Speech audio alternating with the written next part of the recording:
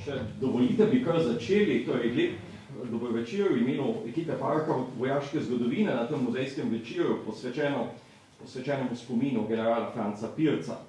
Poseben pozdrav gre sorodnikom generala Pirca, ki ste se v tako lepem številu zbrali tudi pri nas v Parku, podžupanu občine Sodražica, gospodu Ernestu Pirnatu, avtorju razstave o generalu Pircu, gospodu Janezu Miheliču, in prav vsem vam, no, ste od blizu in daleč prišli danes na Pirko.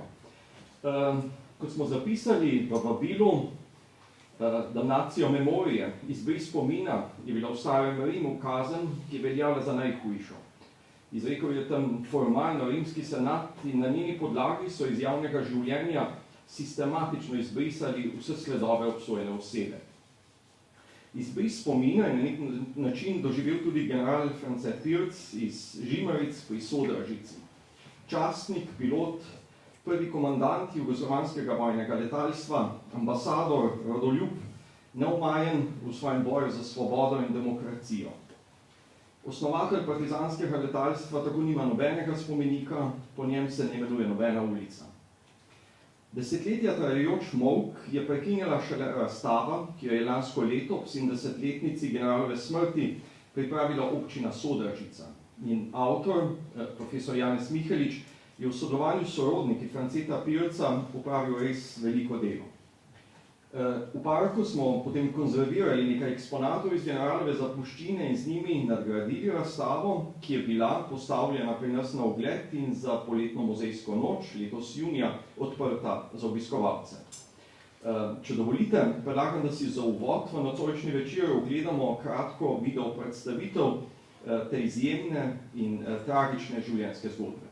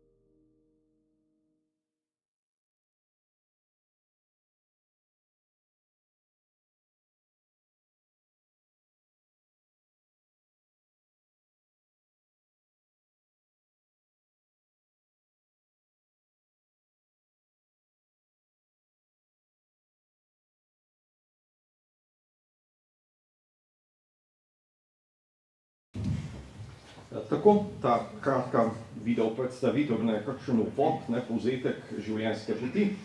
Torej, res, kot smo rekli, v čast nam je, da se je udeležilo tako lepo število generalovih sorodnikov. Z nami je tako kar 6 generalovih nečakinj in nečakov, ter kar nekaj pranečakov.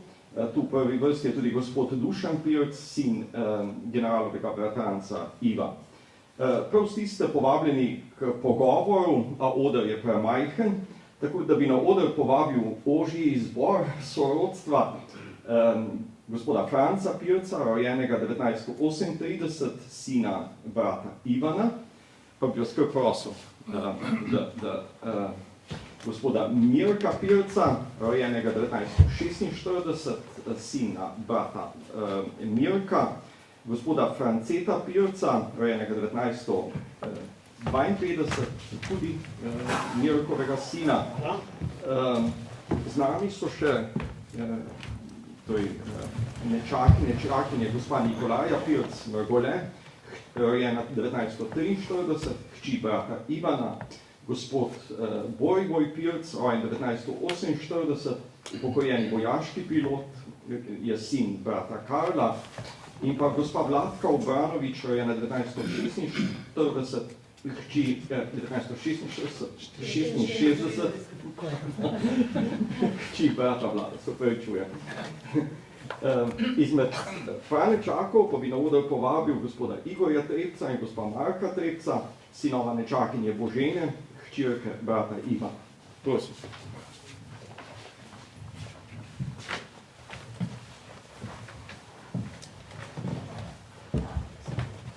Še jaz namestim tukaj med žlahto. Namen tega večera je predvsem zajeti družinski spomin. Gradivo, ki je shranjeno v arhivih, je sicer imenitno raziskati čim prej, načeloma bo na voljo tudi v prihodnjih letih, desetletjih, drugače pa je z družinskim spominom, ki se hitro in nepovratno izgublja. Če ga ne zajamemo, bo kratkem trajno izgubljeno. Zato bom vesel, če bodo nocojšnji gostje, tako ti na odru, kot tisti med publiko, eden za drugim podelili svoje spomine povezane z življenjem generala Franceta Pirca. Predlagam, da gremo kar po starosti. Gospod Franc Pirc, vam je dodeljena vloga predstavitve družine, torej Zverinovih iz Žimaric. Prosim. Torej, bom povedal to, kar sem malo pripravil, ja. Drugo pa, par utrinkov, pa potem bi še dodal posebnih. Torej, če mikrofon bliže držite. Igra genov je zelo zanimiva in zapletena. Določa pa posameznika v dobri meri. In da bi ga boljše razumeli, je dobro, da ga pogledamo tudi skozi njegovo sorodstvo. In jaz bi na kratko rad predstavil to Zverinovo in Oplenčarjevo sorodstvo. Star oče generala Pirca in njegovih še 9 bratov, torej 10 bratov in 1 hčerke, je bil Gregor Pirc. Ta zgodovina zajema malo manj kot 200 let nazaj. Gregor, podatkov za nazaj nimamo, to se bo morda še s časoma obogatilo. Gregor Pirc je poročil Terezijo Lavrič iz Nove vasi na Blokah. To je iz družine, iz katere izhaja tudi znani, mednarodno priznani zdravnik, kirurg, srčni kirurg Božidar Lavrič. Kar je pomembno tudi v tej genetiki. No, imela sta 6 otrok. Ta prvi je bil Ivan, od njega izvira tržiška veja Zverinov, kot pravimo. Zverinovi se pač reče po domači, pri tej domačiji, iz katere bo že omenjeno, izhaja Ivo Pirc, tu je sorodstvo tržiške veje, Dušan, Zdenka, Janez in Maruša. No, ta prvi je bil ta Ivan. Zadnji je bil pa France in France je dobil domačijo Zverinovo. Vmes je bilo pa še 4 hčera, ki so bile poročene potem na, danes se reče Spej, ena je bila v Žago Rigarjevim, na Žago na Bregu, ena v Blate, ker je bila tudi Žaga, tretja pa ne vem. in zadnji je bil pa France. Gregor je leta 1882 bistveno obnovil in posodobil to domačijo. Posodobil mlin in vse ostalo, ta letnica je 18, GP, Gregor Pirc, pa 82 je na vratih, na vhodnih vratih te hiše. Torej, France Pirc je poročil, zdaj moramo omeniti še Antonijo Pirc. Gregor Pirc je ovdovel, kmalu po rojstvu 6. otroka, je ovdovel in se poročil s služkinjo Zakrajškovo, ki je bila tudi iz Bloške planote. In z njo sta imela hči Antonijo. Hči Antonija je pomembna, ker je sodelovala z generalom v Zagrebu, ko je bil. Je delala za OF v Zagrebu. Med vojno, med drugo svetovno vojno. Pomembno vlogo je odigrala, tudi bila hrabra v prizadevanjih in to velja omeniti. Še o njej bi povedal to, da je bila 2 leti stara, ko je umrl oče. In so ji dodelili skrbnika Keržetove. Ne te Keržetove, o kateri bom pol govoril, ampak na druga veja Keržetov, ki so imeli trgovino v Sodrasti in tudi trgovino v Trstu. Ta trgovina je bila tudi po vojni v Trstu, še ne vem kako je zdaj, ampak bila je s porcelanom, znana trgovina. No, njo so poslali potem na šolanje v Trst in posneje v Dunaj za, danes bi rekli, fizioterapevtko. In potem je živela v Zagrebu dolgo let, imela krasne stranke, dobro zaslužila, pomagala tudi svojim nečakom, torej našim očetom, bi rekel, ko so bili kdaj v težavah ali pa ko so imeli kakšne investicije večje. Toliko. France je pa poročil Frančiško Lovrenčič iz Oplence, po domače so rekli te domačije Oplenčarji, ker so bili iz Oplence, to je kraj nad Sodražico proti Svetem Gregorju. No, tu je bilo tudi 6 otrok. Ta prvi je bil Anton Lovrenčič, torej stric naših očetov in generala. On je bil župan v Sodražici večkrat, tako pod Avstrijo in potem pod Kraljevino. Bil je trgovec in gostilničar, posestnik. Na to so bili Marija, pa Frančiška, pa Terezija in Polona. V glavnem,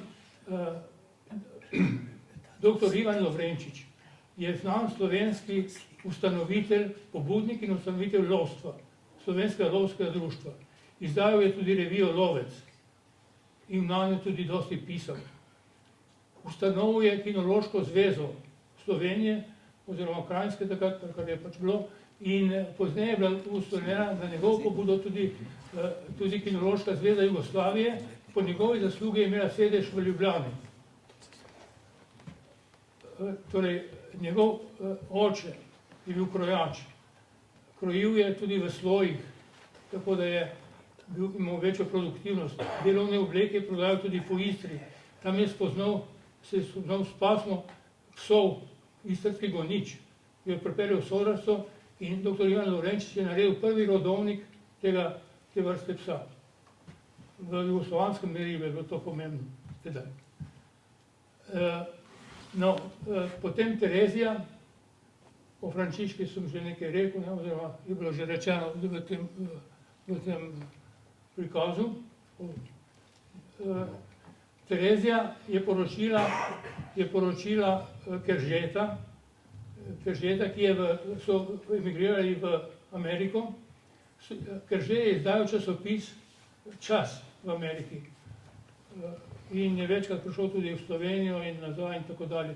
Imeli so hči, Terezija je bila učiteljica, je končala šolo v Gorici, učiteljišče, prvo služba je bila v Loškem potoku. Potem pa so šli v Ameriko in tam so se rodili vsi njuni otroci. 4. Torej Tereza, Edwin, Florence in Frank Kerže. Frank Kerže je bil znanstvenik pri NASA, upoštevan znanstvenik pri NASA. Tereza je bila medicinska sestra. Večkrat je prišla v Kraljevini, je prišla tudi na obisk v Slovenijo. Vsi so znali slovensko, pa so bili tam rojeni. Krasno slovensko, pisati in govoriti.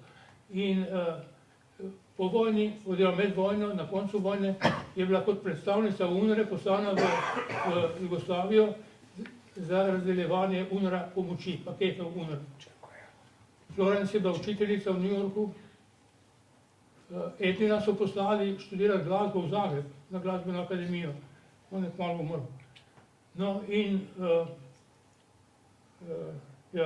Frank pa je bil, kot sem rekel, pri nas. To je ta Kržetova veja. Potem je pa Marija Lovrenčič, je pa poročila Milana Karla Pakiža, so bili posestniki v Zamostu, so imeli tudi žago, gozdove in tako dalje. To, da je šlo napak, in je šla domačija na Boben in oni so šli v Ameriko. Že z manjšimi otroci. Eden od teh je Milan Pakiž, ki sem pri njemu me povabil v Ameriko. Takrat je rekel, sem tega povabil zato simbolično, da se zahvalo za zverinove, ki so nam pomagali, ko je bilo težava v njihovi ekonomiji. No, Milan Pakiž, je prav, da omenim, je imel veliko domotožij. Imel je 2 sinova, njegova žena je bila tudi Slovenka, Bradak se je pisala, in jih ni naučil slovensko, je rekel, zato, da ne bi imela takega domotožja, kot sem ga imel jaz. Torej, je trpel, prav trpel je v domotožju. Ko so začele ladje splošne plovbe prihajati na zahodno obalo Amerike, torej živeli so v Kaliforniji, v Long Beachu, in tam je bila postojanka tudi za ladje splošne plovbe, je na vsako, ki je prišla, v katerikoli uri, je šel na ladjo, prinesel kaj fantom, ali sadje, ali obleke, rabljene za delo in tako dalje, jih pelal na izlete in tako dalje. Torej, dosti naredil, pravzaprav, v tem smislu. In sebe potolažil s to, bi rekel, nostalgijo po domovini. Potem pa v 60 letih je pa parkrat prišel tudi na obisk v Slovenijo, pod Goro, kjer so bili doma, v Mostu in tako. No, Tereza, o Terezi sem že rekel, Milan je imel 2 sinova. Eden, John, to je mlajši, to pravi Milan, potem John. John je bil tudi pri letalskih silah vojaških, pa tudi delal je na evropskem programu Space Shuttle. Jaz sem bil poslovno enkrat v Bremnu in takrat je bil ravno tam, več let je bil, no in so se srečali pa so se tudi seveda v Long Beachu. No, Milan, bom kar omenil, je imel sina Dereka, oziroma ga ima. Ta Derek je še vedno aktiven, eden od najpomembnejših ameriških pravnikov za specializiranih odvetnikov za prometne nesreče, specialno za poškodbe, za telesne poškodbe. V Newsweeku za leto 2014 je bil med prvimi 10 izbran kot najboljši odvetnik za te specializacije. Pa sem predolg? Ne. Ja, saj sem pravzaprav prikončil. Moram mečkano se pa spomnim tudi, ne. O 10 sinovih ne bom govoril, kar sem že rekel. Torej, vsi zverini in oplenčari pravzaprav so bili pogumni ljudje, sposobni, odgovorni, zaupanja vredni. Vsi so bili med 2. svetovno vojno na zmagovalni strani. Ali pa morda še boljše rečeno, noben ni bil na strani poražencev. Domoljubi si bili. Domoljubi, veliki domoljubi. Ja, Dušan, hvala. No in zdaj samo za konec, še samo to, naj končam z našo staro mamo Frančiško. Ona je v zahvalo in v priprošnjo dala zgraditi kapelico ob Zverinovi hiši. Prav blizu hiše kapelico leta 1934. In se je napisala, bi rekel, en svoj testament, torej zahvalo in priprošnjo Mariji 7 žalosti, za svojo družino in svoje sinove in tako dalje, jih omenja tudi. In to je na hrbtni strani te podobe, ki visi v kapelici, na hrbtni strani je bilo leseno hrbtišče, je z roko s svinčnikom napisala, to posvetilo je kar dolgo, jaz ga imam tu, da ne bom prebiral, torej, kar je nekaj poseben dosežek. In to je bilo odkrito skoraj po 80 letih, dobrih 70 let pozneje. Toliko. In še to, s tem končam, Stanko Lenič, dr. Stanislav Lenič, je bil župnik v Sodražici, takrat, ko je ona umrla, in je imel na njenem pogrebu lep govor. Ga je prebral, ga je napisal prej, jaz ga tudi imam tu, no, in poznejši ljubljanski škof. Hvala lepa. Odlično, hvala. Hvala lepa, gospod Franc. Zdaj, lahko zdaj mogoče podelite kakšen spomin še na samega generala ali pa kasneje, v drugem krogu. Rajši bolj, da se malo spočijem. Gospod Mirko, pa beseda je vaša. Mislim, da je, ja. Ja. Jaz sem precej mlajši od mojega bratranca, ne? Tako da takrat, ko je stric France, Franjo smo mu tudi rekli, umrl sem jaz v 9. letu sem bil. Ne? Vendar se ga zelo spomnim, ko je hodil domov, zadnja leta sploh, najmanj enkrat do dvakrat na leto je prišel domov in je bil več časa ter obiskoval tere, predvsem Lovrenčiče, ki so še bili. In pa seveda tudi doma se je lotil marsikakšnega dela, tudi košnje, samo mu ni prehudo šlo, ne. Vendar je pa tudi, bom rekel, mene, ko sem bil edini otrok takrat tam, ne, od brata njegovega, sin me je imel zelo rad. In sva hodila okrog tam po naših malih hribih, me je vodil, kje so oni kot otroci hodili, do Sodražice pa to, da smo gledali, rekel, gremo čez male vrhe, čez velike vrhe, se tam reče, a ne. Poleg tega, če sem ga kdaj vprašal, kaj samo jaz takrat tudi nisem kaj vedel in da stopil tudi o letalih, ne, je tudi mi malo povedal, predvsem pa mi je pokazal, kako so se oni kot otroci igrali na hlevu gor ali pa na kozolcu, kako so v to natlačeno seno kopali rove in se igrali. Velikokrat me je tudi dal na štuparamo, ali kakor se temu reče, in me nosil. Se pravi, je bil zelo rad temu otroke. Ne? Tudi pol, ko se je brat rodil, samo ne bil takrat dobre 2 leti, v 3. letu starosti, ko je umrl, ne? Ga je tudi zelo rad imel, še posebej, ki je nosil njegovo ime. Ne? Tako da moram reči, da je bil zelo tak domač, tudi z vaščani se je pogovarjal in ko mi povejo še zdaj nekateri moje starosti ali pa malo starejši, ki so živi, je na cesti videl, čigav si pa ti, pa je povedal, od Franske, ne, od Mince je rekel. Ne. Tako naprej in se ga še zdaj lepo spominajo, kadar se srečava, ki je še s tem, ko smo tudi mi pol mladosti malo večji že skupaj lumpali, če po domače rečemo. Ne. Tako da je tudi vaščanom ostal v lepem spominu, ne, in so ga spoštovali, tako da, kot je tudi on, vse starejši in okrog sebe, tako da, kaj več pa to, kaj je bilo, pa ne vem. Vem pa, da takrat, ko je zbolel, ko je prišel domov, je rekel, da si mora iti zobe popravljati v Ljubljano, vojno bolnico. In res je šel zjutraj na vlaga, je oče na zapravljivčku pelal, ker je bilo 9 kilometrov do postaje železniške v Žlebiču, ne. Pravi, zvečer bom pa s zadnjim vlakom prišel nazaj ob 10. In je šel oče iskat, njega ni bilo. Je bila pa že tema in se je zmotil, je šel 2 postaji prehitro dol, ker takrat so bile postaje neke barake in tam je bila že ena baraka, tudi taka, ko je bila približno v Žlebiču in je izstopil tam, vlak odpeljal in videl, da ni šel na pravi dol. Dež je zelo padal, tako da je bil premočen.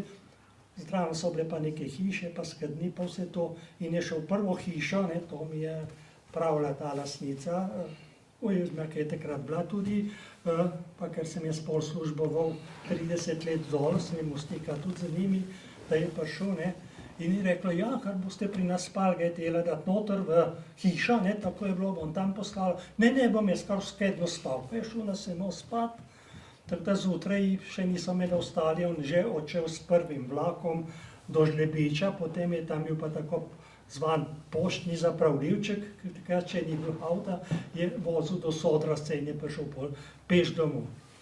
Takrat je čez par dni zbolel. Ne?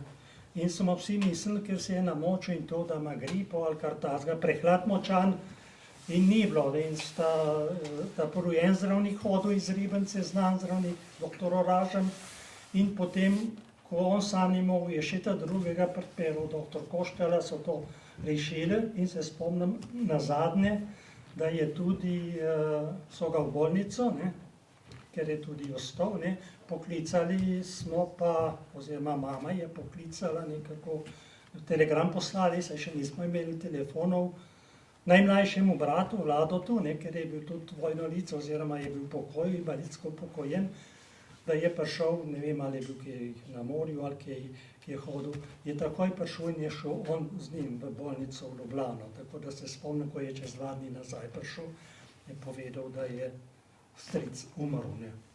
Kaj drugega se jaz o njemu ne spomnim, ne, ker toliko ni bilo. Kar so bili razni pogovori, je bila pri nas precej ortodoksna vzgoja in če so se starejši kaj pogovarjali, predvsem o takih zadevah, smo mogli iti ven iz sobe.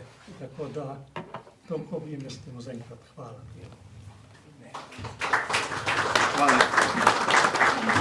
Hvala lepa. Se priporočam še za drugi krog, kakšen spomin, ampak gospod France Pirc, kakšni so pa vaši spomini, vi nosite pa prav njegovo ime? Ja, hvala Bogu, spomini, kaj dosti se ne spominjam, ker sem bil dobre 2 leti star, ko je umrl. Moram dodati, Ja, kar dodaj. moram dodati, da tukaj nekaj ne štima, ena pomota že vaše izjave, ki ste dali to v video, da je bil hudo bolan in je šel v bolnico. Moj stric general je bil popolnoma zdrav, ko si je šel zobe popravljati v Ljubljano. No, Popolnoma zdrav. Prišel je domov pa bolan.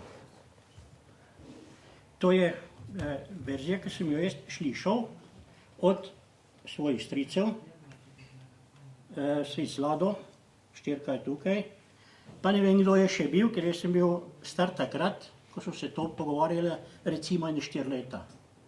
Jaz sem bil lahko v hiši, ker sem bil tako mlad, mulci tako nič ne ve, so sem mislil. Ker so se pogovarjali, on pa ne, ker je tukaj starejši, je mogel iti pa ven, pač kadar je bil tak pogovor. Mene so pa pustili, mulci tako nič ne ve. Ampak sem si zapomnil, jaz sem slišal te besede, sem že razumel takrat, kaj pomeni, ne, ker sem starejši bil, sem pa povezal zadevo. Da ga je prišel doktor Lavrič, tak je bil že omenjen pred, ne, žlahtavec naš, pogledati v bolnico, ker je urgiral brat njegov, se pravi stric Lado. Stric Lado je spremljal to zadevo v bolnici. Ga je prišel doktor Lavrič pogledati, ga je takoj prepoznal, da je zastrupljen. To so mi povedali, stric, mogoče bi tudi tvoj Karol, ne vem, točno se ne spomnim, kdo je bil še takrat v sobi. Ne. Meni je stric Lado povedal to. Ja, no, vidiš. Kasneje. Ja. No, toliko, drugače, spomnim se samo, ko je bila truga pocinkana, truga se pravi krsta, pocinkana, na vrhu je bilo steklo. Okence, ki mi je oče dvignil gor, da sem ga videl. Tako da se bežno je spomnil tega obraza, ne. Pa enkrat, ko sem najbrž kaj nagajal, ko je najbrž je cajtenge bral za mizo in je rekel mir, ker sem kaj nagajal. To se živo spomnim, kaj več pa ne. Kaj več pa ne, edino to povem po pripovedovanju. Stric je šel zdrav v Ljubljano z namenom, da si zobe popravi. in da so ga zastrupili z arzenikom, ko so mu zob odprli, preveč arzenika dali noter. V zob, to sem slišal. Dokazov ni, zato ne vem, če se bomo strinjali, če se bomo odločili, da se truplo odkoplje in se preverba naredi. Ja, vem, nima smisla, ker življenja ne more noben povrniti nazaj. Jaz trdim, zdrav človek je šel od hiše pri 55 letih, zdrav, in v 14 dneh, ali koliko je pa mor, še prej, ni bilo pomoči. Ni bilo pomoči, še v bolnico ga niso hoteli sprejeti, v Mladiko. Ja, sem slišal, da so ga sicer pol sprejeli, ampak z nevoljo. No in stric, Vlado, brat njegov, ki ga je šel spremljati, ta zadnje 2 tezančke je šel v bolnico. In tam je bil skozi. Ja, in tam je bil skozi pri njemu. In je to informacije podrobne, kako se je moglo to zgoditi, da zdrav človek umre. In narave oficirske, kot je bil, je malo zaroban tu. Prišel je en oficir, en višji oficir, sanitetni v Bejli hali. Pa je rekel, kaj pa ti rad? Ko ne boš takoj nehal, boš še ti šel drug domov. To po privezovanju tvojega očeta. Kaj drugega pa jaz nisem z njim doživljal. Še zdaj se kdo spomni, Kožarjev Ivan je starejši 10 let od mene, recimo, je rekel, ko je šel možakar peš k Novi Štifti, to je sorodce gora, cerkev Božja pot. No in je šel peš, pa ga je ta fant, ta Ivan, ko je vse v šolo hodil. Ga je vprašal, stric, kje ste pa bili? Pa pri Nove Štifte sem šel za mašo dat, ker so me ženo pa ščerko umrle. V Staše. Sem šel za mašo dat. Pa peš je šel. Poprašal ga je, čigav je. No, to mi še Ivan še zdaj pove. No, vse to sem jaz povedal. Ja. Take spomine kaj bistvene pa ne, ker sem premlad monc bil takrat, da bi kaj več doživel z njim. Ne vem, verjetno je tudi mene nosil štupe rame, ampak se ne spomnim. Se ne je mene, ni, jaz sem bil že pretežak. Ja, jaz sem bil pretežak. No, tole bi jaz imel, tole je bila napaka predstavljena. Ni šel bolan v Ljubljano. Ja, ne, tam piše, da je šel v bolnico, da je bil odpeljan v bolnico kot bolan, ne?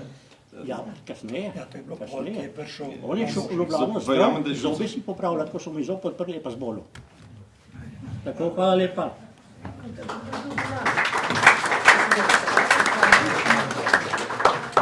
Hvala lepa. Gospod Igor Trebec, vi ste pranečak, vi ste v bistvu bili prvi prišli k nam s to idejo, k sodelovanju, k pomoči, ki smo jo probali nuditi pri tem projektu. Dejansko ste naredili sorodstvo izjemno delo, da ste uspeli po 70 letih zbrati vso to dokumentacijo, vse to gradivo, ki je bilo razpršeno med vsem sorodstvom. Pa prosim, mogoče tudi oba aparata, da povesta, kako ste se lotili tega projekta in zbrali skupaj. Ja, torej glavni motivator je bil stric Franc. Tam se je nekako začelo tu kuhati. Potem je bila pobuda, je bila ena oddaja nekje, mislim, da je imel nekdo intervju pri Držini, kjer je omenil nekega generala, kjer je bilo Jože Pirc rečeno, in pol iz tistega pač je bilo nadaljevanje, pa neka intervencija, da kako lahko rečejo, da je Jože, če je bil pač general France Pirc, slovenski general in poveljnik letalstva. In tako smo pol prišli nekako do tega, da je treba zadevo obuditi. Se pravi, ta obsodba na izbris je dejansko funkcionirala, dokler se to ni začelo. No in seveda, tukaj so bili razni poskusi, najprej je bilo zamišljeno, da bo nastala neka clipping knjiga, to je bilo mišljeno, da bi vse članke, kar je bilo o njem objavljeno, zbrali v neki knjigi. Ne? In potem smo bili malo s strani strokovnjakov opozorjeni, da tu bo čudno izgledalo, da tu bo zelo debela knjiga, pa še Dušan je tudi imel to pripombo, zmeraj bo pisalo, rodil se je v Žimrcah takrat in takrat in takrat in takrat je umrl in tu se bo 40krat ponovilo in to ne bo zanimivo. No, potem smo nekako iskali, kako bi napisali knjigo, ne, torej da bi bilo nekaj več teksta in nobeden od nas se ni počutil pač nekako sposoben, da bi celo knjigo pisal, ne. No, in smo se tukaj našli z profesorjem Miheličem Janezom in zastavili kot knjigo. Ne? Se pravi, resno, pri Mikoliču, v gostilni v Sodražci, smo se useli in smo rekli, zdaj bomo mi delali knjigo. No in ta knjiga se še zmerom dela, ampak nekje vmes je pa Janez prišel na idejo, ja, fantje, bil je presenečen, kako je kar naenkrat toliko gradiva, ker sorodniki so pa imeli precej gradiva. Kako se je kar dosti tega nabralo, pravi, jaz sem pisal nek članek o njemu, sem sam vedel za nagrobnik, pa ena slika je bila na Wikipediji, pa eni 4 stavki. In koliko ste tega nabrali, da lahko bi naredili razstavo. No in tako je nastala pol razstava. Seveda, zdaj, razstavo je bilo treba na nek način umestiti, prišel je pol ta naslov, se pravi, človek, ki je opozoril Tita, no in tako se je potem ta zadeva s pomočjo vseh, bi rekel, torej nasvetov iz parka in sodelovanja Ribniškega muzeja in tako, in seveda avtorja, se je potem to odvilo, da je nastala razstava. No, nekje vmes smo prišli še do situacije, ko pač je bilo tega gradiva res toliko in zdaj tu fotokopirati, prenašati, imaš tu, imaš uno, in tukaj je nastala ideja, da je potrebno vse to gradivo digitalizirati, da bo vsem nam dostopno. No in tle je pol pa nastopil pač Marko, bo on nadaljeval pol od digitalizacije naprej. Dejstvo je, da pač zdaj imamo server, kjer pač imamo določeni dostop in tam se to gradivo zbira. Tukaj je prišlo en kup zanimivih, ne vem, fotografije iz Beograda, potem so odprti arhivi CIA, on je bil pač kot poveljnik letalstva in kot ambasador v Argentini je bil pod lupo CIA, ne vem, so celi fajli, torej, kaj je on govoril, kaj dela v Argentini, kaj razmišlja, pač spremljan je bil od različnih obveščevalnih služb. Mogoče še, zdaj ta formalni del bo Marko nadaljeval, jaz kot otrok, seveda jaz se ga ne spomnim, jaz sem rojen 2 leti po njegovi smrti, in ko sem razmišljal, kako pa se ga pravzaprav jaz spomnim, kdaj sem jaz za njega zvedel, v bistvu kot otrok se ne spomnim, da bi kaj slišal o njem. Pol je pa, torej, mislim, da to je bilo, film je bil posnet 63. leta, ma mislim, da 66. pa morda kakšno leto kasneje, je bil od nekaterih se boste spomnili film Desant na Drvar. No, to je bil vojni film, mislim, da je bil eden prvih, ne vem, morda je bila Kozara pred njim, nisem siguren. No, in takrat ta film je bil zelo zanimiv, hodili smo v kino, potem je prišel tudi na televizijo in takrat so se starši odprli in so rekli, ja, naš France, general, je bil tudi na Drvarju in takrat je prišla do nas otrok ta zgodba, da je on pol pelil Titota na vis. Kar sicer se je pol pokazalo, da ni res, ne, torej, da njega ne bi on z avionom pelil. Mi še zdaj kot mulci takrat prepričani v to, da ga je pa on pelil, ne, še zdaj dvomimo, da ga ni, ne. No, ampak dejstvo pa je, da je pa torej v Drvarju res bil, to je bila 7.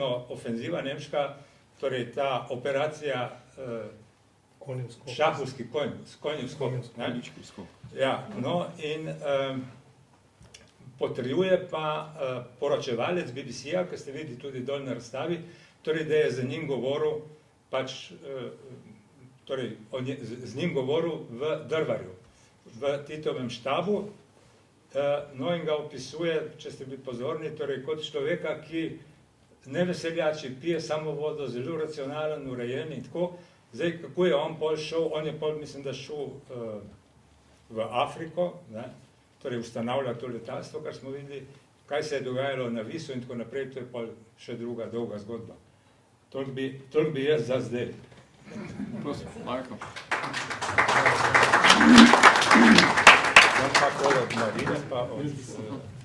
Jaz bi se vam najprej res zahvalil za vse spodbude, za vse nasvete in za vse, kar ste naredili, da se v bistvu te stvari razvilo do take mere. Hvala. Z veseljem.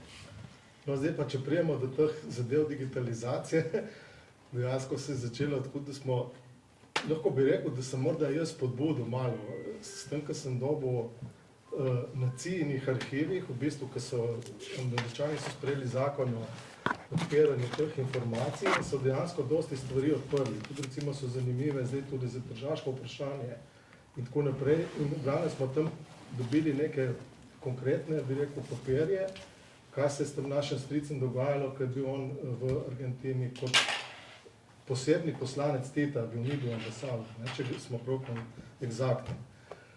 No in potem smo začeli to izmenjavo teh gradiv in kar naenkrat se pač te maili so se začeli zabivati in tega gradiva je začelo retavati enormne količine in v bistvu smo pa res, jaz sem malo z te stroke in smo začeli vse skupaj to digitalizirati in pač obdelovati na tak način, da je to lažje in širše dostopno večji množici ljudi.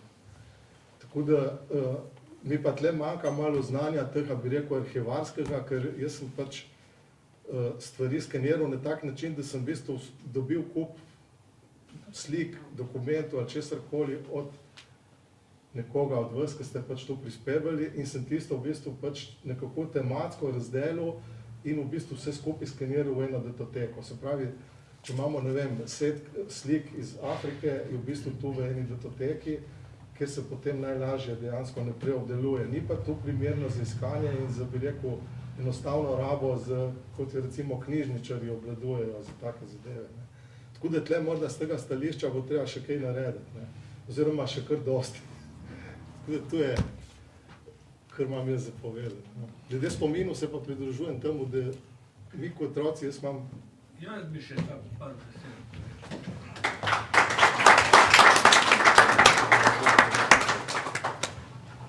Bratana je pomenil Antonijo Pirc.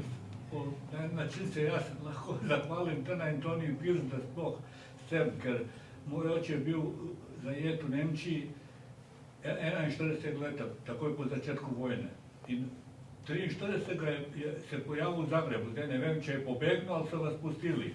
In je šel v teti točki, ker je vedel, da je tam, in ustaše so ga prijeli in zaprli. In ona je hitro obvestila strica Franceta in on ga je rešil iz zapora in bolje on šel v Podgoro in tam je v Mornarico šel. Pol pa še ena stvar, zato stric Lado mi je večkrat rekel, jaz sem dotrikrat prihajal v Živance, da je bila obdukcija strica Franceta in da je patolog rekel, da je najden arsen, ampak da on ne sme to napisati, da ne sme podpisati. In še ena je stvar, kdo ve, kaj se tu dogajalo. Ker moj oče je bil v Puli mornariški oficir, bil je na majorskem položaju in ko je stric umrl, so ga odpeljali v Split in tam so ga mesec dni zaslišali, on ni vedel, zakaj se gre. In slučajno, ko je čakal na zaslišanje, je prišel en admiral, ko je bil z njim v partizanih in ga vprašal, kaj delaš, je rekel, ne vem. In potem so ga spustili in so ga upokojili. On je bil star 44 let. Ni sploh mislil, zakaj bi se upokojil, mislim. In degradirali. Ja, dobro, dali so mu čin, tak, ko je imel pol. In mi v Puli smo bili, ni mogel dobiti službe in bolje prišel, Tomo se organiziral in je tu začel delati kot varnostni inženjer. Sam tu, on nikoli, oni so ga zasliševali so ga, kot da bi bila ena zarota tam, a on ni vedel, zakaj se gre sploh. In 40 leti ni bilo razloga. In ko je on na koncu vprašal, zakaj so ga upokojili, rekli so zato, ko je bil v uniformi na pogrebu brata, je pa bil duhovnik zraven. Sam to ni noben odgovor, takrat so vsi morali nositi uniforme, nisi smel v civilu iti. Tako da nekaj je tu bilo čudnega, ali dokazal ni nikjer. Sam to bi še. Hvala lepa. Mogoče, če smem prosti še za vaše ime, vi ste sin Karla, ne? Ja, Borivoj. Borivoj, ne? Lahko dodam, da ga predstavim. Prosim. Borivoj Pirc, pilot, Borivoj Pirc, vojaški pilot, dolgolet, inštruktor, v Libiji, tudi poskusni pilot, celo na Orlu, ki je bilo nevarno letalo, in pilot pri vladi Slovenije, pod Jugoslavijo in pod samostojno Slovenijo. 10 let je vozil vlado Slovenije po svetu.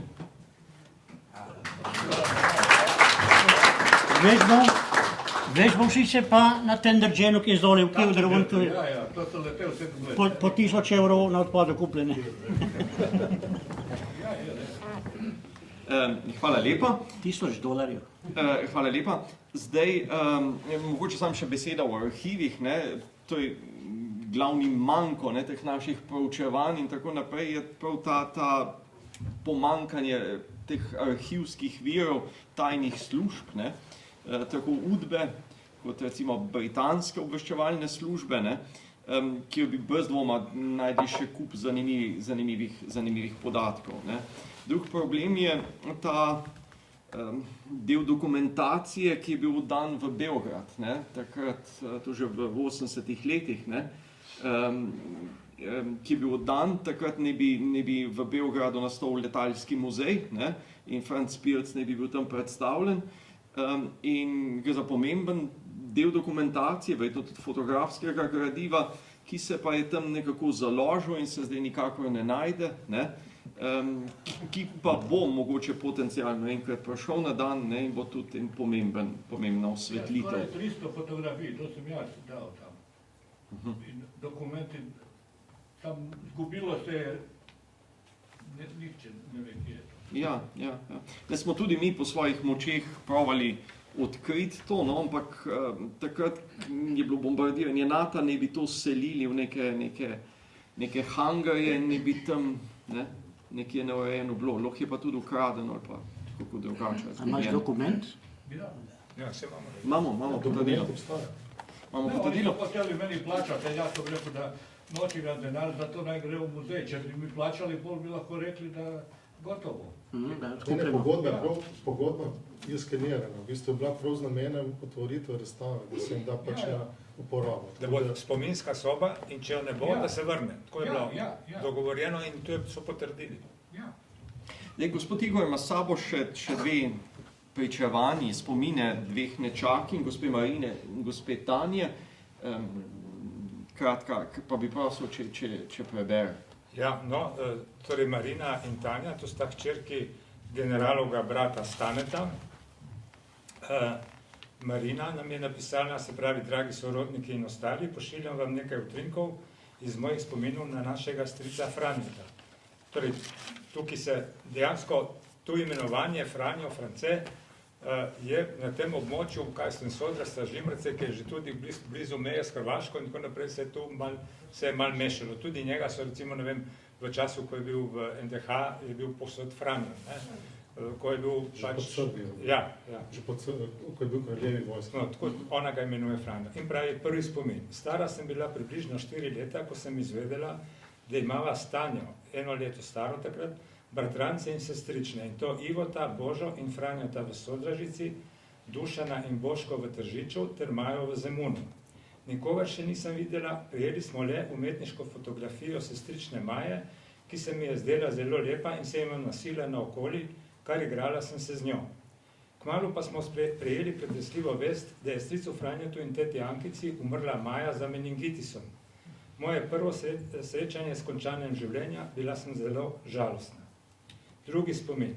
Po osvoboditvi 1945 sem ga prvič videla. Prišel nas je obiskat, bil je v uniformi, lep, prijazen, vendar zelo resen. Z očetom sta se veliko pogovarjala, kakšne stvari tudi v nemščini, da otroci nismo razumeli, ker je bilo za nas preresno in ne vem še danes kaj. Mogoče politika, kmalu smo izvedeli, da mora v diplomatsko službo za veleposlanika v Argentino.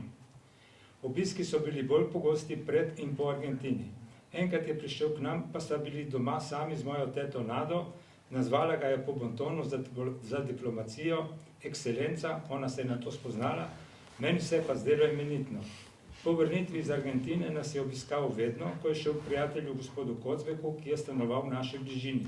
Spominjam se, da si je želel sezidati hišo na Lazu, se izolirati, dovolj mu je bilo vsega. Mislim, da je zapadel v eno krizo, ki je izvenela, zopet je šel v Beograd in se zopet vključil v delo. Tretji spomin. Februarja leta 1954 smo ga povabili na kosilo, takrat sem bila maturantka, zanimal se je za mojo šolo, družbo, bil je zelo prijazen in domač, še vedno pa zelo resen, mislim, da je imel veliko dela, problemov, skrbi. Še v istem letu nas je zadela žalostna novica o njegovi nenadni smrti. 22. junija je umrl za pljučnico na interni kliniki v Ljubljani. Torej, tukaj je spomin pač mal. Oče me je poslal po izvid obdukcije, po tretji prošnji po izročitvi so izjavili, da jo nimajo. To smo takrat pripisali neredu, birokraciji, takratne razmere so bile v mnogih ozirih nevarne, očeta je spremljal občutek nelagodja in netransparentnosti, kako mlad je moral umreti. Za zaključek moje mnenje. Ko se spomnim na strica, sem vedno najprej žalostna, ker se zavedam, kakšno tragično usodo je imel na osebni ravni. Obenem pa sem na njega v vseh osebih zelo ponosna in mu izrekam globoko hvaležnost za vse, kar je delal in naredil za nas vse. En velik poklon.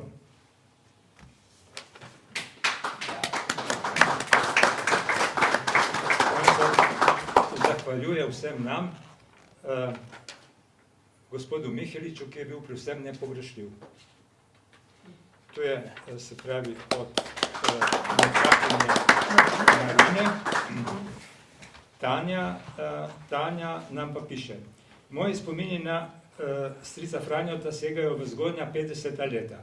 Spominjam se ga predvsem kot resnega, strogega, modrega, redkobesednega strica, zelo podobnega mojemu očetu. Kadar je prišel k nam na obisk, je tekel pogovor, predvsem med mojimi starši in njim, s sestrico pa sva se razveselili sladkih daril.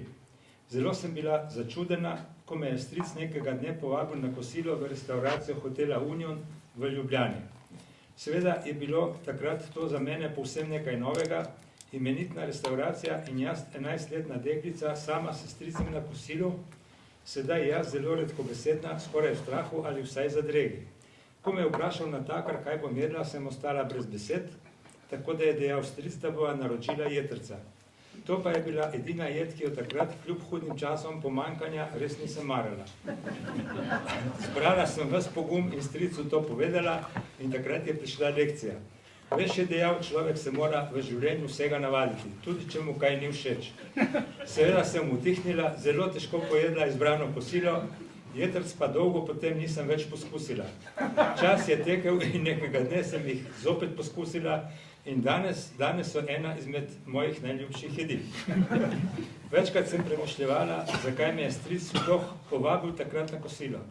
Morda sem ga spominjala na njegovo hčerko Majo, morda mi je hotel povedati, da je vesel, da sem pomagala pri nalogah moji sošolki Lučki, hčerki Edvarda Kocbeka, s katerim sta bila v lepih prijateljskih odnosih. Morda ja, še veliko je ostalo neodgovorjenega. Sicer pa mi ostaja stric Franjo v spominu kot velik človek, ki je neizmerno ljubil in bil predan svoji ožji družini, prav tako pa tudi svoji mami, vsem bratom in njihovim družinam.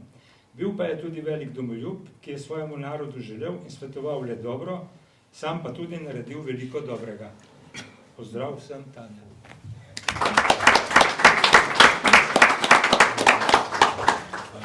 Hvala lepa. A lahko? Ja, prosim. Prostite. Ne, prosim. Gre bih na tole. Torej, Marina in Tanja. Bom predstavil. Marina je profesorica biologije bila na inštitutu, ima hčerko Bojano Bejović. To se pravi pranečakinja generala Bojana Bejović. Tanja, njena sestra mlajša, je pa žena Jožeta Dobrina. To so pa znani ljubljanski arhitekti, Dobrini, vsi trije, torej oče in dva sinova, Miha in Bor, sta arhitekta. Bor je tudi bil fotograf, športni fotograf, Formula 1 je snemal, dolgo let je hodil na te dirke in fotografiral, torej za poznanje. In pa še eno predstavitev javnih oseb iz tega sorodstva, sem malo pri sorodstvu še. Torej, hčerka Mirkota, bratranca Mirkota, je pa Helena Pirc, ki na RTV vodi oddajo Ahta leta. Ja, hvala.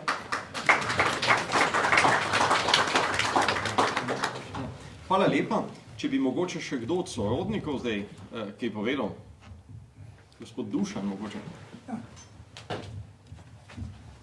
Povedati nimam, samo komentar bi dal na to, kar je bilo zdaj izrečeno. Mogoče bi bilo bolje, če bi vsak posebej njegov prispevek komentiral. Jaz sem že malo pozabil, kaj so ga hotel komentirati, na vsak način pa dve stvari. Da Franjo, to izključitev iz javnosti je bila sigurno zastavljena, ni pa ratala čist. Jaz imam nekaj prispevkov javnih iz tistega časa, ker je bil Franjo tako spoštovan, toliko aktiven, na tolikih področjih delal in uspešen in vodja cel kup manjših projektov, da so ga ti ljudje, kljub temu, da ni bilo zaželeno, da se o njem govori, so bili v dveh člankih v reviji Obramba, imam doma te članke, in pa še v enem časopisu, zdaj že pozabil. Vojaški zbornik. Vojaška zbornik. Ja, da je bil objavljen njegov kratek življenjepis in sama hvala o njem, ker je imel toliko prijateljev in oboževalcev, da to ni čisto rata, da bi se o njem ne govorilo. Se je, ampak ne pa toliko, kot bi zaslužil.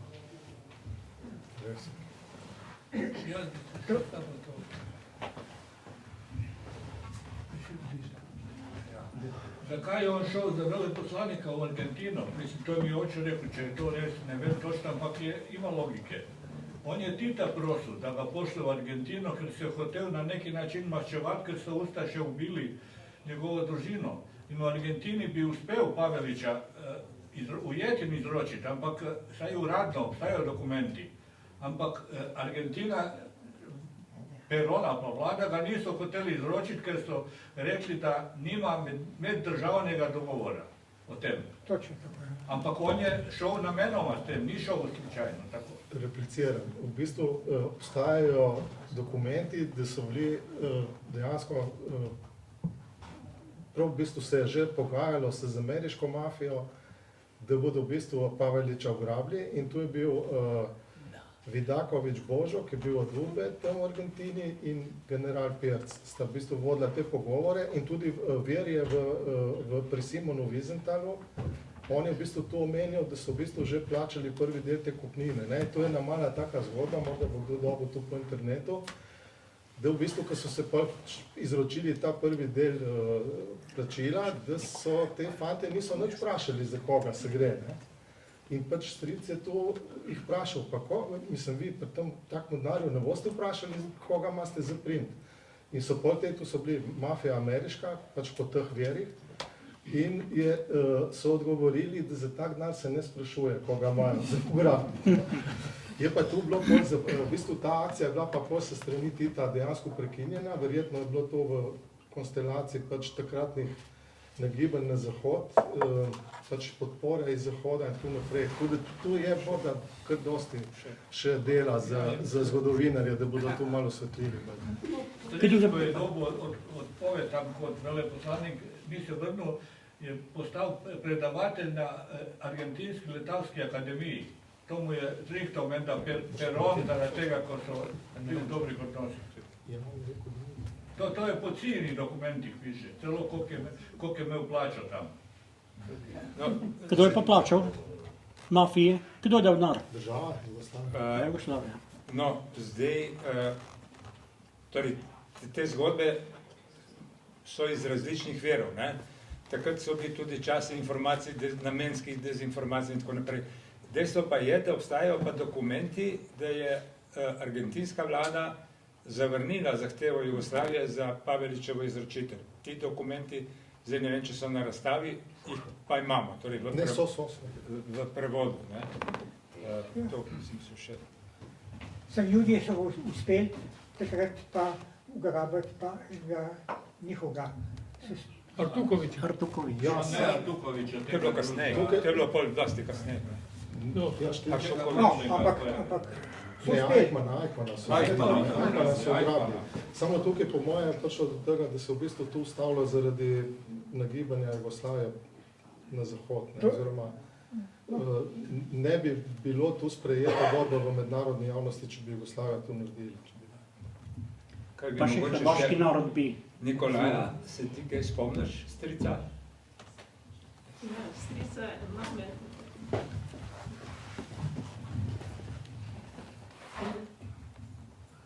Imam ene par slik pred sabo, sem bila večkrat na obisku pri stari mami in včasih je bil tudi stric tam na obisku.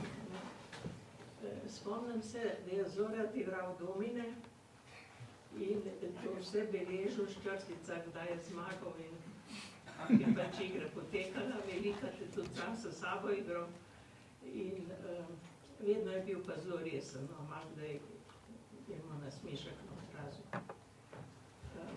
Skrbel je tudi za rekreacijo, se je prevažal s kolesom po dvorišču, to sem jaz videla. In pa ene parkrat sem srečala, da je brat Mirko pripeljal za pravljivčkom in on je ponosno sedel v belih rokavicah, tako kot je bila njegova drža ponosna in to imam. Te slikce so mi ostale v spominu. Hvala lepa.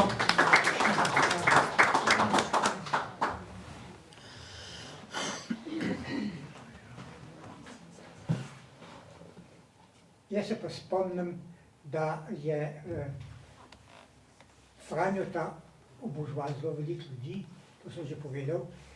In en tak je bil tudi, ko je zvedel po nekem slučaju za mene, je prišel prav iz Beograda, tam je bil on vodja raziskovalnega inštituta tudi za to področje letalstva in tako naprej. In je prišel k meni in je rekel, da sem najbrž sorodnik od Franjota. In je bil pri meni 3 ure in je tako hvalil Franjota, ker sta bila pred vojno, sta sodelovala tudi na projektiranju in ustvarjanju, tudi model je bil narejen, oziroma prototip letala jugoslovanskega, kjer sta si delila oziroma dopolnjevala, da sta to letalo naredila kot eno od dobrih oziroma najboljših letal zatočen za jugoslovanske namene, ki niso bili napadalni, ampak v podporo, rečemo, topništvu pa temu, da se je moglo letalo nevidno priplazati, da ga niso sestrelili do tiste, rečemo, formacije, rečemo, topništva in da je tam ga branilo pred topništvom, zato je moglo počasi leteti in rahle bombe in metati in oborožitev bila taka, da so streljali tudi z mitraljezom na te stvari. To se pravi, da je Pavlo mi to razlagal, kako sta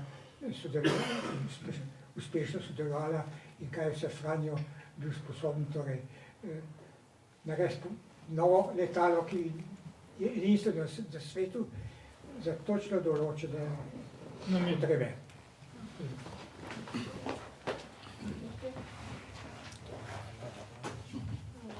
Jaz nimam nekih spominov, ampak zdaj sem se pa spomnila, ko sem brskala med temi papirji, sem našla papir, na katerem moj oče piše, da izstopa iz partije, ker so mu dali opomin, ker je bil na pogrebu svojega brata, ki je bil cerkven pogreb. Ker če se dotaknemo pogreba, ta ni bil brez nekih napetosti, ker mama je zahtevala, da je pač pogreb cerkven, da ga v cerkev. Zraven je bila pa tudi vojaška enota, ta častna. Se vi spomnite pogreba, gospod Franc? Ne, jaz nisem bil na pogrebu. Jaz se ga spomnim in dobro vem, zakaj se gre. To se pravi, jaz vem, da je bila pripravljena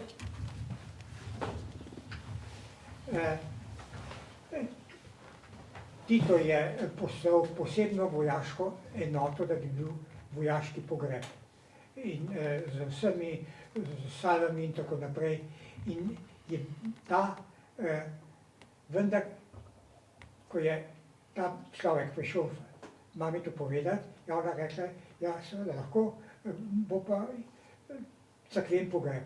On je rekel, ne, pa mi ne pridemo in nekaj časa je bilo to, ja, ne, ampak ona je vztrajala, ja, cerkven pogreb bo, pa on rekel, enota ne bo in je bila zraven v sosednji vaši locirana in je šla domov pač brez tega. In tudi se ni smel nihče iz te enote udeležiti pogreba. Vi pa ste? Sem tole mislil, morda bi bil en slabši, ampak je res to. Ne, če imate, kaj povejte? Ne, je to res, kar je povedal. Stara mati je rekla, ne, da do cerkve je moj, potem je pa lahko vaš. Ne. In to so čakali tam sodrasi, ko se reče pri Kaprolu, pred mostom, je bila vojska z lafeto in ko smo mi že malce prišli dol sprevod, ne, s tem mrtvaškim vozom, so konji vlekli, ko so videli, da je župnik prišel, ki je pred Mikoličem, ko je bilo, smo se ustavili, so oni se začeli pobirati. No, jaz sem slišal drugačno zgodbo. Staro mamo so vprašali, če ga bodo z vojaškimi častmi pokopali, pa je rekla, do zdaj je bil vaš, zdaj je pa moj in cerkven pogreb bo. To je res. To ni nasprotje. Ne. To je samo razširitev. Zaporedje, no, do cerkve je moj, potem je pa vaš. Jaz sem pa kontra.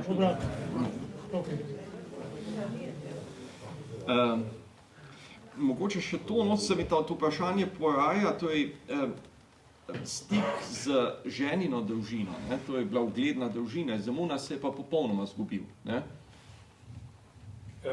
Ja, torej stikov ni. V tem iskanju gradiva smo našli torej v bistvu enega gospoda Petroviča iz Srbije, ki pač pozna in je imel tudi kar nekaj gradiva. No in on je poslal dva naslova, torej pravi v Zemunu, na naslovu Štrosmajerjeva, se ne spomnim številke. Zdaj v imeniku najdemo Čutukoviča, pa še en drugi priimek je. No in jaz sem bolj njim pisal, pač razložil celo štorijo, da iščemo neko sled. Vemo, da so se pisali Petrovič, vemo, da je ta Ankica pokojna, ki je pač v Gradiški umrla, oziroma bila ubita, da je imela dve sestri, mislim, da Marjano in ena poročena Bauer. No in po več mesecih se je javil ta gospod Čutukovič, ki pravi, da je živel na tem naslovu več kot 40 let, se pravi, in da je v bistvu poznal te ljudi, da ne bi bila ena od teh čera stevardesa. Tako da tu iskanje se nekako nadaljuje v upanju, da je tudi tam še kakšno gradivo.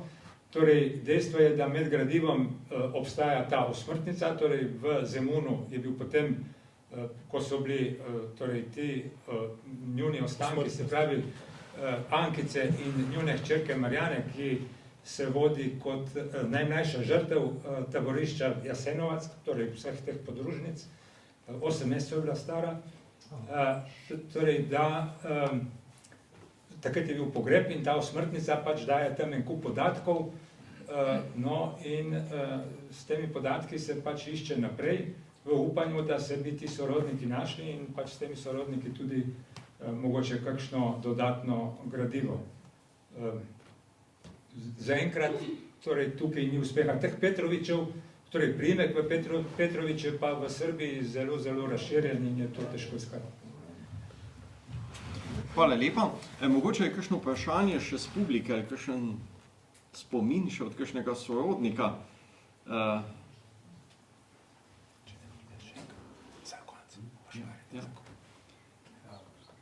Jaz bi sem nekaj vprašal. Je gospod general umrl v splošni bolnici, slišati v interna klinika? Mladika. Ali vojaški Mladike? Vojaški bolnici. To me zanima, je bila vojaška bolnica Mladika ali umrl v splošni? Vojaška. Pa v dokumentaciji ni nobenega vzroka smrti navedenega. Saj to? Vse bi povedali, da se je izgubilo. Da se je izgubilo, da se je marsikaj izgubilo. izgubili, ampak Uradno ni. V bolnici. Torej, če dovolite, problem vojaške bolnice Mladika je ta, da je bila pač vojaška bolnica. Domneva se, da je gradivo šlo v Beograd, ker je bila pač vojaška bolnica. S tem, torej, ti kontakti z gospodom Dimitrijevičem, ki torej, nam jih je omogočil par vojaške zgodovine, torej, ki je bil, torej, ta gospod Dimitrijevič je bil svoj čas celo direktor Vzduhoplovnega muzeja Srbije. Torej, gradivo obstaja. Oni se sklicujejo, da je bilo gradivo evakuirano v času NATO-vega bombardiranja torej, Srbije in da je evakuacija potekala tako, da je bilo to skladiščeno v neka skladišča in tukaj se je izgubila ta, bi rekel, katalogizacija oziroma se ne ve, kje kaj je. Tukaj je pač zdaj stvar, bi rekel, in veleposlaništva našega in srbskega in tako naprej, če se bi to kdaj našlo. Vojaška bolnica je bila v Mostah 60. leta. Zdaj, a se je imenovala Mladika, ker ves čas To govorimo... je znano, Mladika 60. leta, 62 smo srednje šolci hodili v Mladiko na preglede. To ni bila ta Mladika, Tudi, obe sta bile. to ni bila, se pravi, to ni bila ta Mladika, kjer je zdaj ministrstvo za Je bila. zunanje zadeve. Ja, to je bila vojaška bolnica takrat. Ja, ampak to ni v Mostah, ne? V Mostah je bila Bolnica, Jaz pa povem, da Zdaj je sta po bile čestno. obe dve. Vojaška Po čestno. bolnica. No, 16. Mladika tale Ja, pa tukaj tudi je tako imela na psihične je bila civilna in vojaška. Da. Una pa samo vojaška. Vojaška bolnica je bila zraven proge. Ja, Ampak tudi tudi Mladika je bila, pa tudi Tudi Mladika. del, ampak je bila tudi za dvolične, bila tudi za civiliste. Ja, Ampak je bila pa tudi vojaška. in on je šel v Mladiko. Zdaj, en ključnih dokumentov, ne, Franceta Pirca je brez dvoma ta memorandum, ki ga je pisal Tito. Mogoče, ne vem, nekaj ste se ukvarjali z njim? Ja, se pravi, za moje pojme je to njegovo največje delo oziroma zapuščina vseh nas, v bistvu, cele države Slovenije oziroma politike. Ker v bistvu tako analizo, kot je on v tem memorandumu naredil za tisti čas, mislim, da jih ni dosti ljudi, ki bi imeli tako izobrazbo. V bistvu njega pa dejansko izoblikovala vojaška izobrazba, pravna izobrazba in celo na koncu po povratku je šel celo 52. leta študirati še ekonomijo za povrh v Beogradu. Tu obstaja prav-listi indeks. No in v tem memorandumu v bistvu je on pač dejansko kakor vojak naredil totalno analizo pač te države, kam to gre, v bistvu kaj vse je narobe in kaj bi mogli narediti, da bi to šlo prav.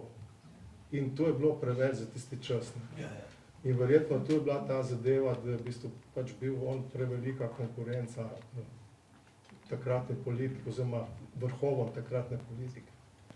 Meni bom še en spomin povedal, ko mi je bil res čuden, morda ni prav, da ga tle obelodanjam, ampak pred leti je v bistvu profesor Perjevc imel v Sežani v bistvu predstavitev ene knjige, jaz se zdaj ne spomnim točno, ali je bilo Tito in tovariši, ali je bila ena iz tega segmenta. In jaz sem takrat slučajno, pač, ko sem tam delal, sem štimal to zvočenje in to in sem pač tam, ko sem pripravljal, sem mu tako navrgel vprašanje, če je morda pri tem v svojem delu naletel na karkoli o generalu Percu. In odgovor je bil zame tako presenetljiv, v bistvu on dejansko, kot da se s tem imenom sploh ni srečal. Pa verjamem, da je ogromno arhivov pregledal. Tako da tle pridemo tudi na to in mislim, da tudi glede na njegov spomin, da bi mogli pač se zavedati, da v tistem času ta izbris je bil, so imeli celo v bistvu navodila, kako se to izvaja, ne, obstajajo, mislim, da so zdaj celo javna, se jih da dobiti. In je v bistvu bil dejansko očiščen. Ne. Prvi članki, ko je gospod Kledušan povedal, so se šele tam po 70 letih začeli pojavljati, oziroma celo kasneje, bolj proti 80. Ne. Do takrat je dejansko on bil cenzurirana oseba, tam zima izbrisan. Neč, bomo strica prijavili za izbrisanje, zdaj bomo denar dobili.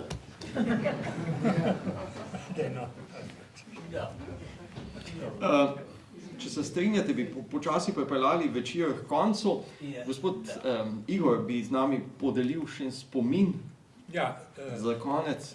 Da je bolj posreden, pa recimo, da je za konc, zato da ne ostanemo pri smrti, zastrupitvi in tako naprej, pa tudi malo povezuje te naše generacije. Torej, enkrat jaz mislim, da je moglo biti kakšnega 69.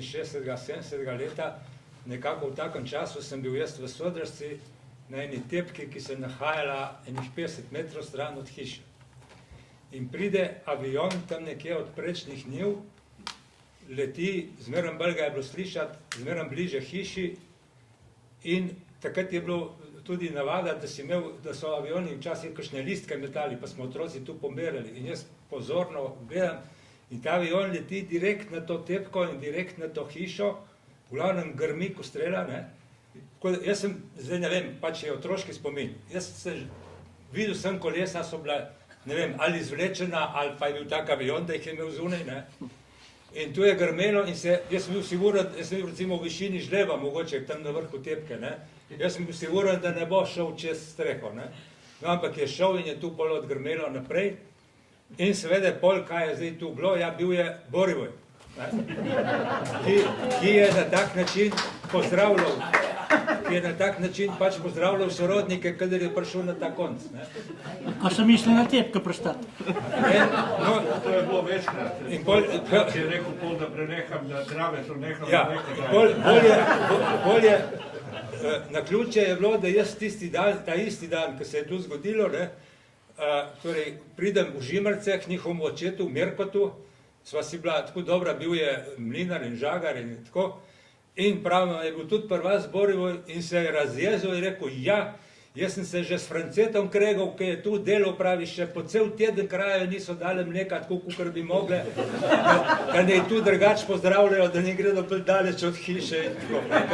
Tu je bila navada, da so letalci na tak način pozdravljali te naše sorodnike.